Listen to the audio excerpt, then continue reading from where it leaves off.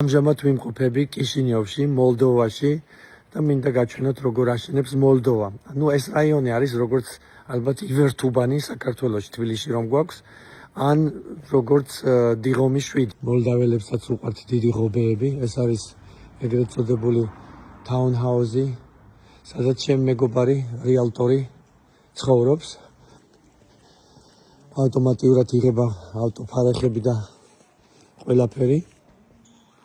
აქ ერთ-ერთმა მოლდაველმა ოლიგარხმა ააშენა უშველებელი სახლი, რომელიც მე თავიდან ეკლესია მეგონა. აქაც უყვართ პომპეზურობა. ეს ჩვეულებრივი ამბავია, ყოფილი საბჭოთა კავშირის ქვეყნებში ძალიან ხშირად არის ასეთი პომპეზურობის მაგალითები. აქ ორი ძირითადი ქუჩა არის, ჩიკაგოს ქუჩა და ავე მარიას ქუჩა. რატომ ჩიკაგოს ქუჩა არ ვიცი, მაგრამ მე მგონი დეველოპერის შვილი чикагоში სწავლობდა. Расскажи историю этого дома. Классный дом, современный дизайн, такие тонкие линии, супер. Мне нравится, очень вкусно. Кто был дизайнером, я уже знаю. Да, вот дизайнер. Вот. Кухня сливается в living room. Полностью света, из кухни, Maybe you should do real estate. You should. Kids, привет, кот. Final bathroom.